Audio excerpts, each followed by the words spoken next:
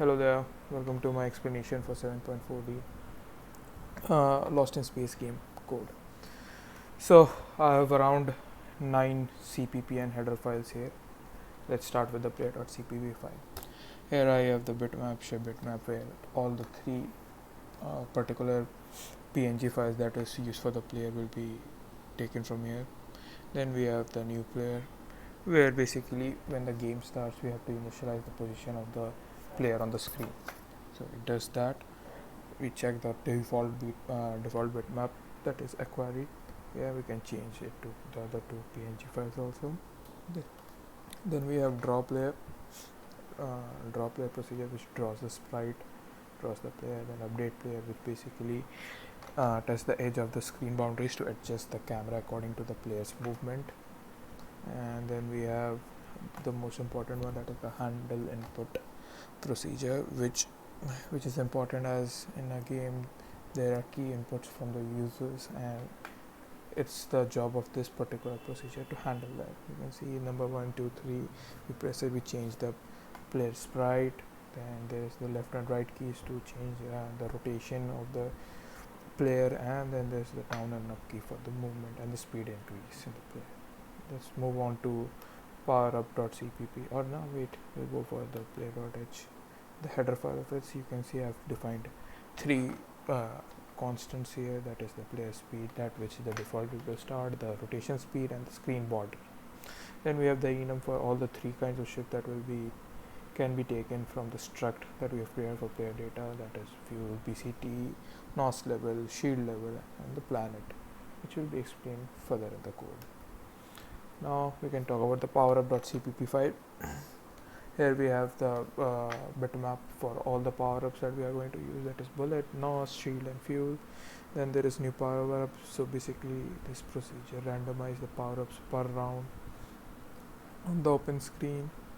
And then there we have draw power-up, which draws the power-ups on the screen and updates the power-up on the screen. So we can talk about the header file here. We have an enumeration of it called power-up kind, which has all the four particular PNG files for power-ups that I'm going to use. Then we have the struct power-up data, and there is that. Now we can talk about the new files that I have created for this particular project. That is our planet.cpp file. Here I have defined minimum and maximum, that is the screen borders for it. And then this is the bitmap for all the planets, all the 8 planets that I'll be using in it. Then there is new planet to create randomized planets, and this is updates the position of the planet, keeps it within the game boundaries, this update planet procedure. There's that. And then we can talk about the header file also. We have an enum with all the particular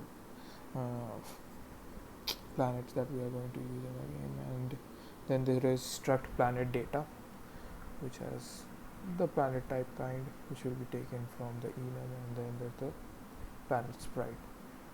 And then we can talk about the most important file in the code. This is the new game, which creates the game. This is add power up procedure, basically adds the power up all over the screen in the open window that we are going to create. Then there is HUD random, then this is minimap coordinates, and it draws the minimap and the pixels for the power ups, so the player could look around in the map and check where he has to move. Then this is word basic, basically all the HUD, half of the HUD material that we need, like the 3 bars that I'm going to use in this particular project. Then there is string location to string. This particular function is basically used to get the real-time location of the player. And then the main HUD is the draw HUD, which has all the location, the XY coordinates, score, the planets that he has visited, all the planets here. You can see the target planets have created here, and to check, and then the target planet changes as per the collision detects. And there is calling the basic and draw minimap. Then we have add one planet, for adding planets randomly on the open window. Then there is to choose a random planet and set it to have some velocity. This is for particularly for that procedure. Then there is add all planets, basically add all the planets. And then this is for remove planets after the player has collected the particular planet or reached there, it removes the planet. Then this is for the remove power up. As the name applies, it removes the power up after it has been used.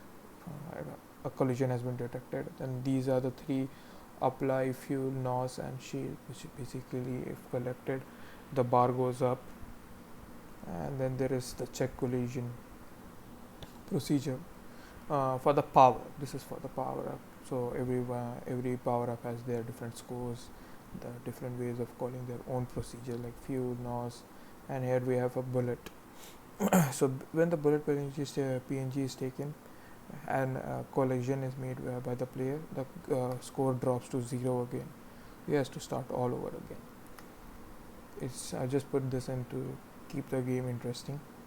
Then we have the collision planet one, where once the collision is, it removes the planets, then it adds the planets. Then we could there are basically 12 levels for it, and after the planets are connected, we lose 1 and 1, and then the game goes on again, and we have a score of 50.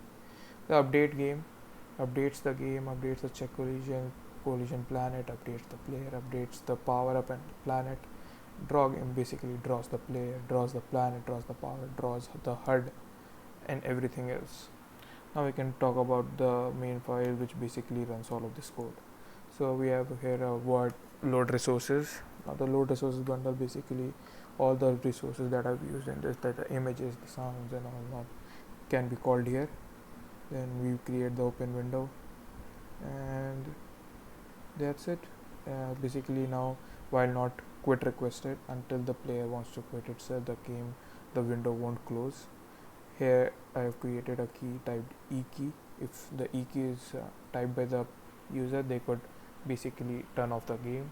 And now if the player completes and collects all the planets and the planet score goes to 0, we show them this menu screen where I'm saying that they won the game. I've given them the opportunity to know their the score, and a message that all the planets were collected.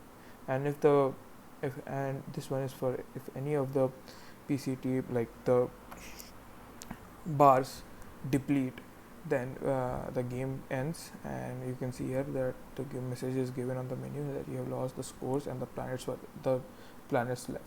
We use delay so the user could see and interpret and work better for the next time. So this is it. This was my code. Thank you for listening to it. Thank you for explaining me the code.